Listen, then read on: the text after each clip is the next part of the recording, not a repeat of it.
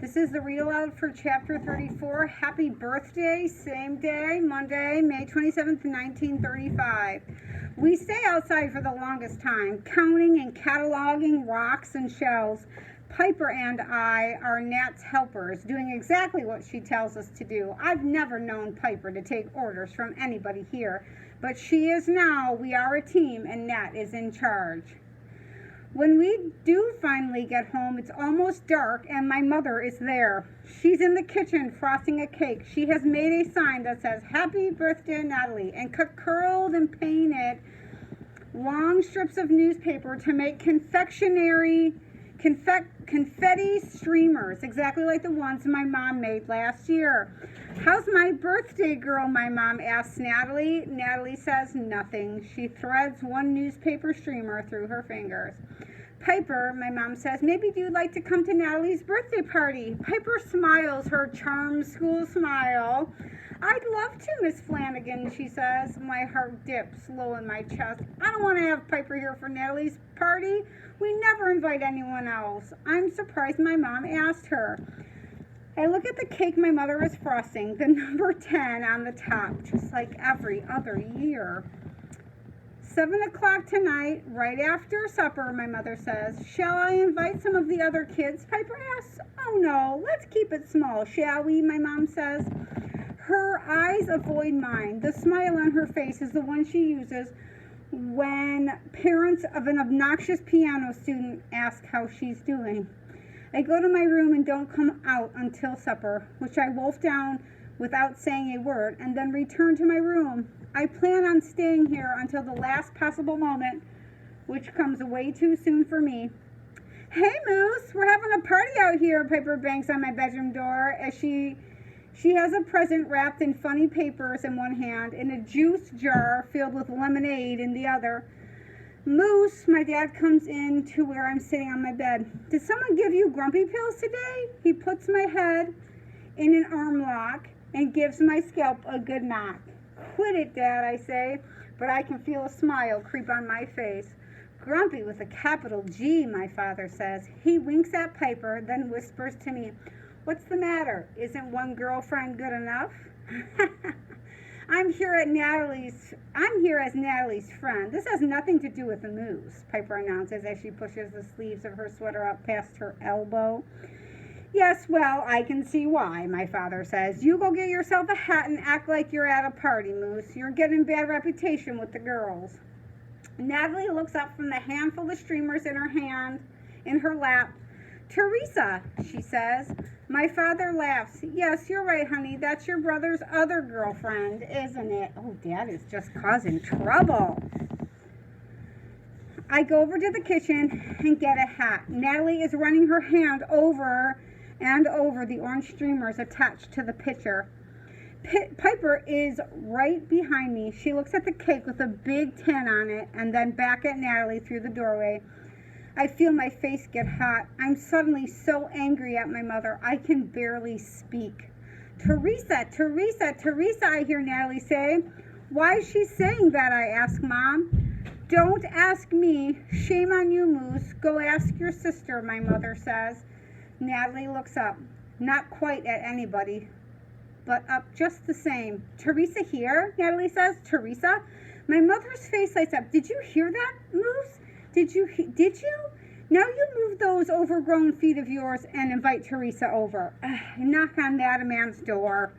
Teresa answers, already in her pajamas. "Of course Natalie wants me." "Of course Natalie wants me, silly. We're friends," she informed me when I tell her what Natalie said.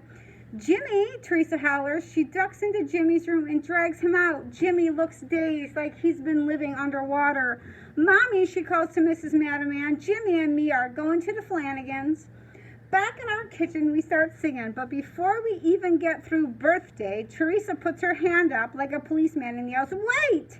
We forgot Annie." We all look at her. Mom is probably so excited right now. My mother cheek twitches a little, like she's not pleased about this. She opens her mouth to object, but too late. Teresa is already out the door. When Annie arrives, she smiles at us, and we began singing again. This time we get all the way through.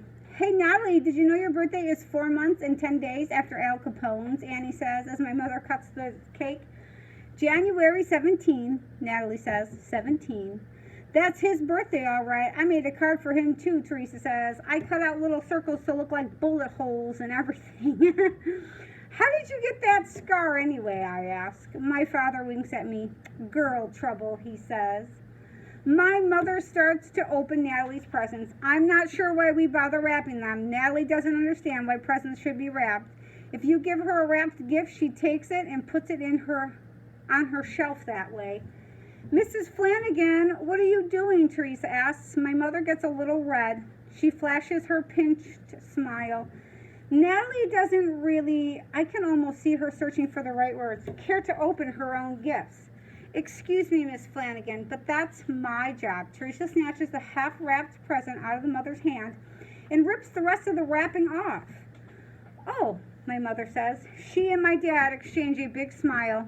My mom moves the presents over to where Teresa is sitting. The first gift is from me. The first gift is from me. I think that's Moose talking. It's a math book. It's a math book I got at school. So Moose gave her a math book. From Piper, she gets a bag of buttons. Thank you, Piper. These will be for later. My mom winks at Piper, then slips the bag of buttons in her apron pocket. I don't think she wanted more buttons. Teresa gives Nat my father's gift, a book about birds and an enormous index. And from my mother, a book with a book backpack, with the name Natalie Flanagan, the Esther P. Marinoff School, embroidered on the front. My mom doesn't embroider. I don't think she even knows how. Convicts in the tailor shop, my dad whispers in my ear.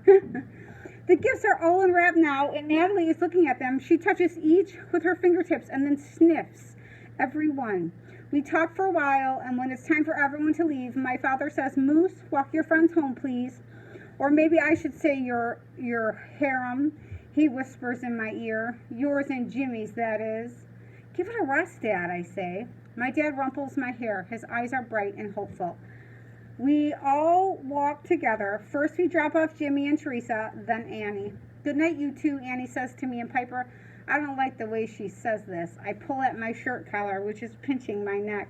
We walk up the steep road to Piper's house. It's beautiful out. The blue-black night all around. The black water, San Francisco, like a bright box of lights.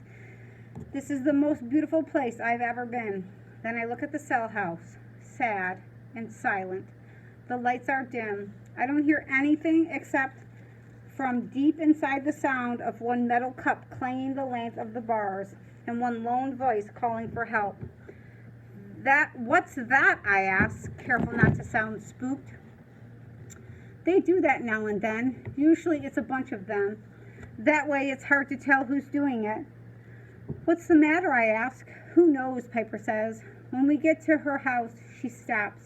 How old is she really? She asks. I don't say anything. 15? She asks. 16, my voice answers. My whole body flashes hot and sweaty and then cold. Piper nods. That's what we figured, she says. I walk back down the hill and the word we buzzing in my head like a fly in a small room. So he's realizing that they are talking about Natalie.